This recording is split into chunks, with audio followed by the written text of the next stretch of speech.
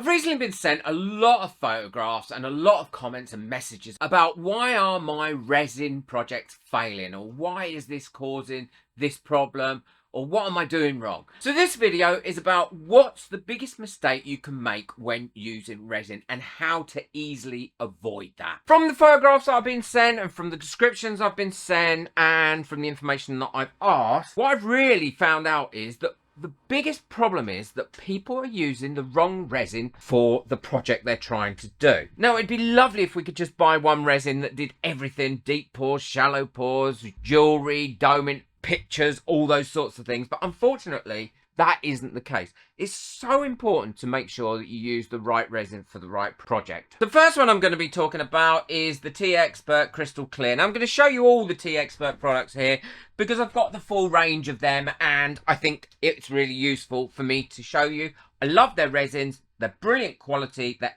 always mix really well. I never get any failures from them. But for something like the Crystal Clear, what's really important is that you know that this isn't a deep pour resin. But what I do like about the Crystal Clear is that it's a great medium or shallow pour resin. Again, it's a great quality, it's fast curing, it's very resistant to yellowing, non-toxic and has no odor, it's lovely finish, and it's self-leveling. So if you're doing projects like this, then this is ideal for getting a great result. It's quite a thin resin as well, so when you mix it up, you're not going to get too many bubbles. But you can never ever pour this as a really deep pour, because what will happen is the exothermic reaction will happen and it will overheat, it could melt to the mold, but also it distorts and traps all the bubbles in it. So Crystal Clear, great product if you use it correctly, like I've been showing you here. And the next one is deep pour. Now, I did a deep pour comparison, and as you can see here, what I did was I used the Crystal Clear and I used the deep pour, and the difference is phenomenal. Now, with a deep pour, you're generally mixed up as a 2-to-1. So you have 2 part A to 1 part B, and that is enabling the exothermic reaction to slow down. It gives it time to release its bubbles, and you will get a much clearer finish to it as well. What the difference is as well with deep pour is this will sometimes take up to 72 hours to cure, as opposed to curing within 24 hours. If you deep pour with something like the Crystal Clear, it will probably cure within about an hour to 2 hours and get very hot, and that's why you're not getting a great result from it. So deep pour is really important when you're doing deep pours.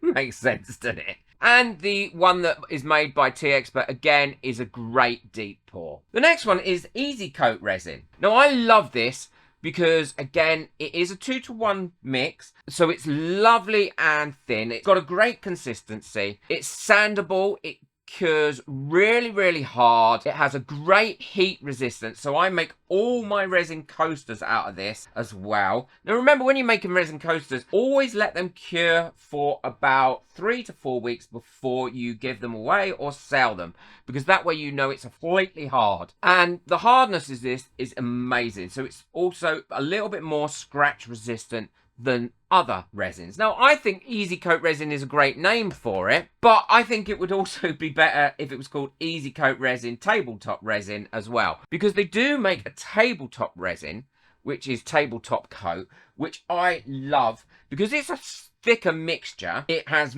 more viscosity to it. It is great for making pictures with, and this is a picture that I've been wanting to make. And when you're making pictures, you can use a little bit of heat on it, but you'll still get a great finish. So I'm going to quickly show you how great this tabletop coating resin is for making resin pictures. I've got a bit of plyboard here, old offcut, that I've painted using acrylic paint. And I'm going to do a cut pour.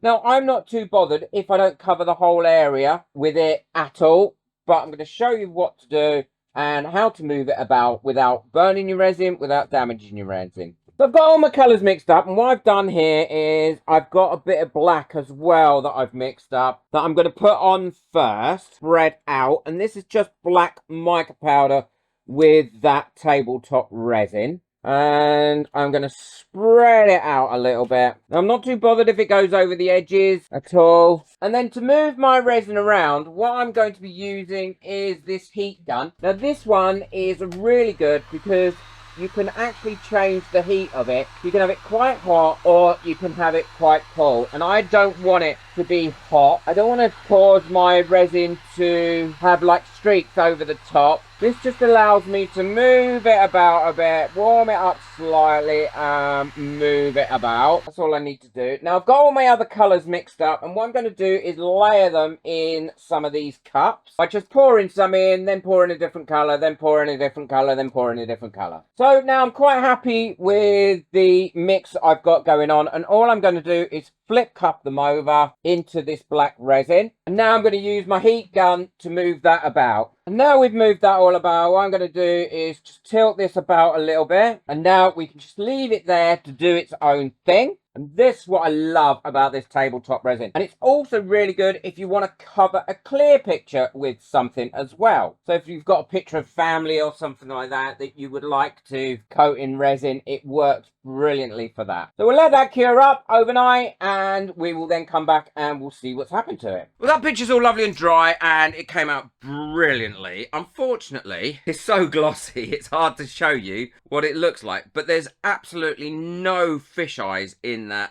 at all. Really nice and smooth. It resisted the heat from the heat gun and it's given a great picture. I do love making pictures. Look at that beautiful overpour that went onto the mat, and I will be keeping that. It just looks like peacock feathers, I think. I'll be keeping that and I'll be making something out of that as well. I use this for jewellery, the pure glossy. I love it for casting as long as it's not too deep, and I really love it for coating as well if you just want to do a thin coat on something. This is such great value. 2 gallons or 1 gallon are, I mean, I buy 1 gallon at a time and I think it costs me something like £70, but there's normally a bonus on it as well. Don't quote me on that price because obviously prices change as well. This is really good. It's very anti-yellowing. It's got a low odor, but then you should be wearing a mask so you shouldn't be smelling it anyway. But the glossy effect that this finishes off with is absolutely beautiful. I use it a lot. That's why I buy it in such big amounts. If I've got discount codes for any of these items,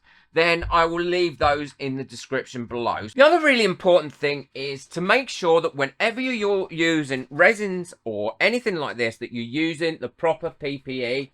Now, I know this isn't going to cause your problems to fail, but it might cause you to fail if you don't. So at the very minimum, you need gloves. You need to work in a very well ventilated area. And it's really important to use a mask. Now, this is the mask I use, and it attaches to an external air circulator and goes through filters. Now, I don't think you need to spend out the amount of money that this cost me, but because I'm allergic to resin, I have to wear something like this. And I became more allergic to resin the more and more I used it. So always use PPE. These are all good quality resins. They've not got chemicals in them that are going to cause VOCs and things like that.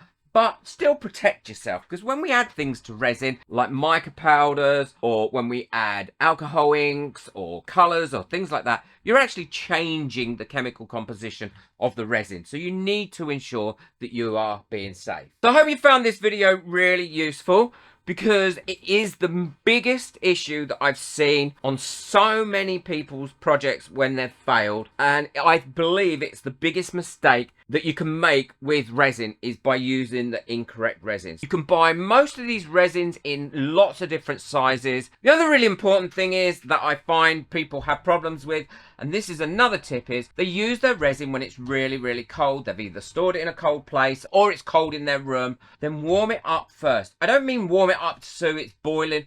What I mean is get a warm water bath, put your bottle in the water bath for an hour or maybe a bit less until it's warmed through, and then mix it. You'll find you'll get a lot less bubbles like that, and you'll get a much more consistent mix when you're mixing it and result at the end. Well, I hope you've enjoyed this video. If you have, boot that like button, hit that subscribe button. Check out the video I've got coming up next. I think you'll love that as well. That is using one of these resins. But most of all, take care and enjoy your resin.